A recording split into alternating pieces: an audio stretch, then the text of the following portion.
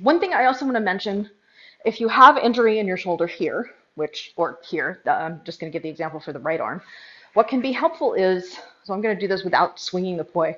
As I'm coming over the top and I open the hip, another thing that can be helpful I've noticed for myself to help protect my shoulder is, so I'll show you from the side view, is lifting through these muscles in here to come over the top.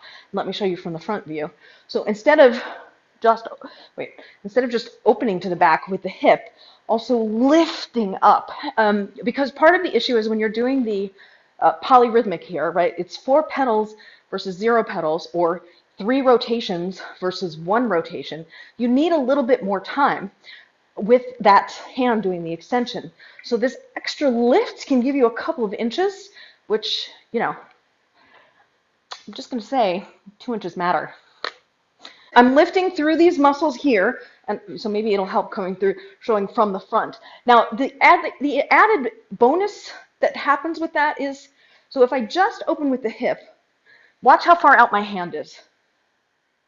Okay, now watch what happens when I lift through here as well. See how much closer to my body it is? So this is just using my hip and not using the side oblique.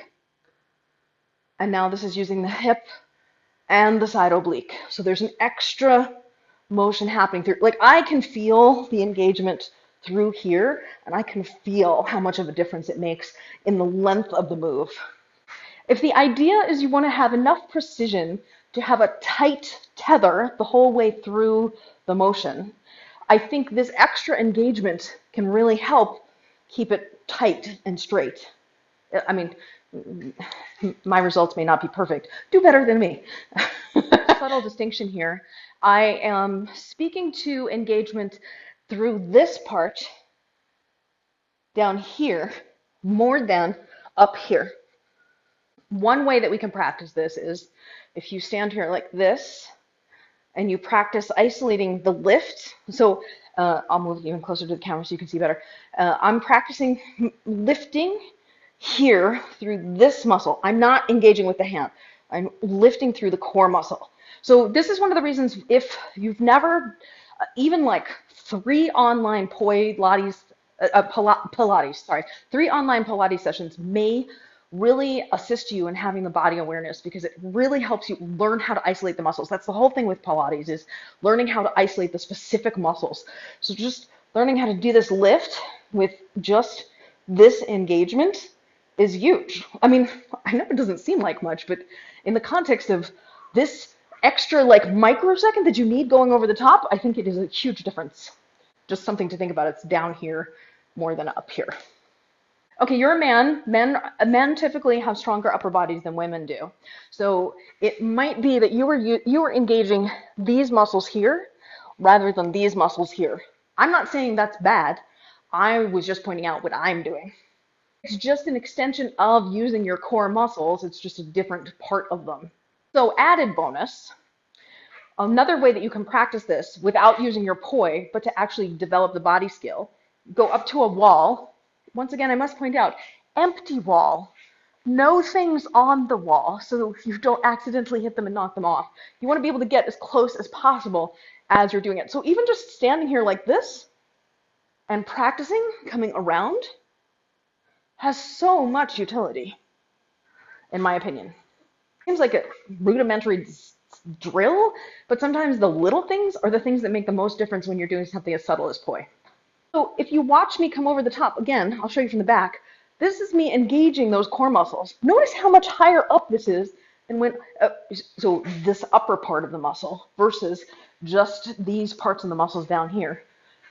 See how the arm floats to the side more as opposed to up here more. It's a huge difference, and it's going to change the cleanliness of your line substantially. Having a circle this big on the side versus that big. And I don't even know if you can see that, but I can feel it. One distinction that I like to make with the Pilates drill is, so this works well with these particular poi because they're like handles. If you put your poi here as if they're handles, and you imagine yourself twisting like this, so from the side, this is what's actually going on. And this is how you can practice doing the motion without engaging your arms, right? And you should feel your feet lifting on the floor in various ways, but it's this motion here. And then the metaphor that I like to use is, imagine you're a unicorn on a carousel, you have a stick running through you, so all you can do is rotate around this axis, right? You can't, there's none of this lateral stuff. It's just rotation around that same point in space.